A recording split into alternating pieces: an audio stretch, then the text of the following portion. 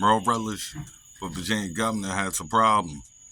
And I'm not even laughing about this type of stuff. And this is nothing to even joke around with. I'm really sick and tired of no kiosk machines. I really am. Because I see the damage that it's doing to our youth, as well as to other people as well. See, the reason why you go into a restaurant and you see them ugly faces behind the counter, do you feel comfortable ordering some food from them? No, you don't.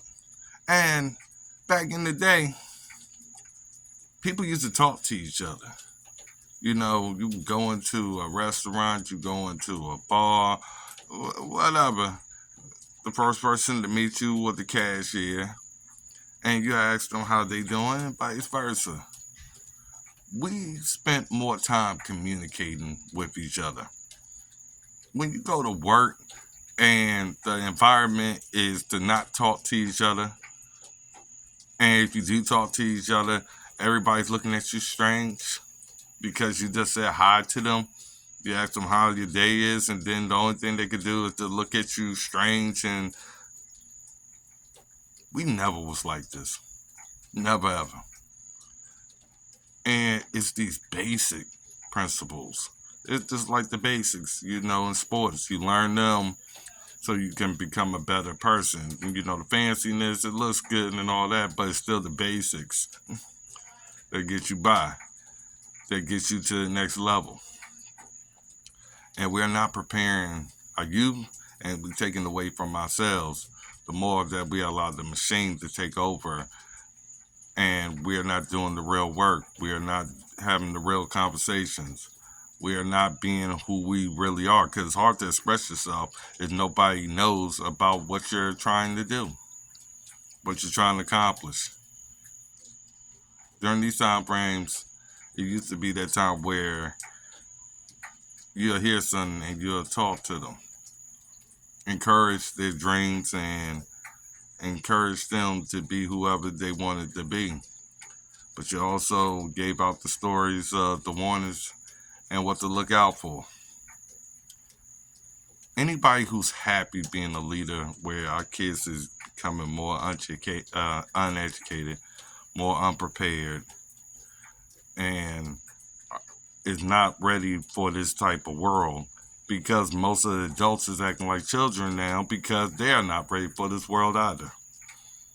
It's a sad reality. And I could not be proud of myself and glorifying myself all over the newspapers and trying to be something that I'm not, when I know good and well this is what's going on in Virginia, what's going on in Montana, what's going on in Florida, what's going on in Georgia. It's going on every single place you go to. And the more that you see people being put in environments where they isolate themselves, where they no longer can speak to people, it makes for an environment where it's more toxic just by that little time and space being there, as it applies once they leave that space. It comes to your homes, it comes to your businesses, it comes everywhere that you think, hey, you could possibly talk them down, and they don't understand the words out of your mouth because it's a foreign language. That's what it becomes when people don't understand you no more. Listen, the Democrats is playing chess while we are playing checkers. We lost more seats during a time frame where the economy was terrible. You think it's not going to have a different result as Democrats go towards people's vices? And that's what you're seeing all over the country. They're telling people to do every single thing that's destructive with their life and do it recklessly, like there isn't rules to this whole thing, like there isn't stories behind those whole things. But they're not telling them the bad parts. That's what we getting right now. We getting everything they want us to know, or what they think that we can handle. But it's like a good liar. They don't tell you the bad parts. And then you start asking those additional questions, and then you're like, hold on, this deal don't sound that good.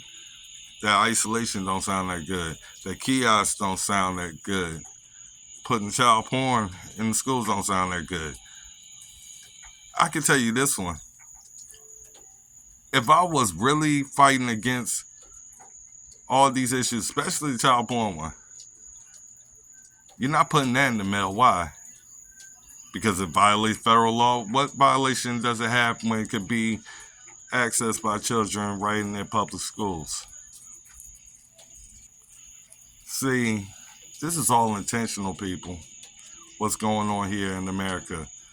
And it's clear-minded thinkers that's not falling for the games that are really doing the job that other people hope these grown-ups would do, that wear these suits and have these titles. But they so busy being committed and loyal to an establishment, they're not to a party, because you put both parties together and what they stand for. You know, the problem is with the elites, not with those who believe in the creed. See, I don't operate that way. That's why they don't like me. They have tried to buy me off, didn't take the money, didn't care. They have tried to give me everything bad about people who I shouldn't associate with, who I shouldn't get to know, and all this other stuff. That's not more than that kiosk machine compared to me finding out for myself and making my own decisions, making my own terms with life. And because the one thing I don't have a problem with doing is looking myself in the mirror and saying what I stand for. They do, because they know what they lied about. If you're about something from day one, it should be the same 3 years later with more action than more excuses. I refuse to lead that way, and the only ones who do are cowards. We have to separate that part. There's a difference between fighter and coward. Rhino, Republican. Conservative, liberal. There's fine lines in between those. It's the only ones who are blurring those lines that's making it a problem. People could deal with somebody being on the other side as long as they know that's what that person is, and it's time for people to own up to who they are compared to what they portray, because they are fascinated by how they play people. I don't have time to be bothered. Everything I talk about, I have a plan to fix. Have my plan been used? Which it has been in certain areas. The problem is you just don't see it written in the newspaper because they know my name causes havoc. Not that havoc daylight. It's called being informed with the facts. And the tough truth and the tough love. Because I know growing up, I preferred the tough love than I did somebody let me hear exactly what it takes for me to die, or whatever it takes for me to do something that, and somebody who gives a damn about me will tell me to do. And that's what I'm telling people to do. This is the time frame. You see where these cowards are at. You've been around them. You know what they would do when real things happen. I want you to remember that time period.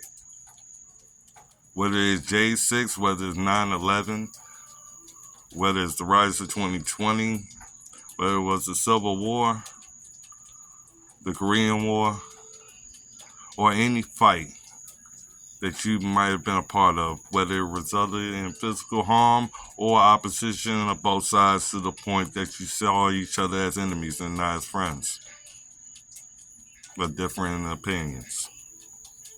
We fighting wars over opinions. We fighting each other over opinions. We are seeing countries being destroyed as well as our own over opinions that people can't handle because they're oversensitive to the truth or the reality of what they look like. I'm not worried about that reality because I'm going to be me all the time, anytime, whenever I want to. I don't have a filter too old for it. I just tell it like it is. And that's what they need out of our leaders. Someone who tells it like it is. And that's exactly what I'm bringing to Virginia. God bless you and God bless America. It's time to get Virginia back. Time to get our country back. And it's time to take our kids back from this type of toxic government. And I can guarantee you this: we will have a better Virginia when we all become better and not letting other things control us. God bless you and God bless America.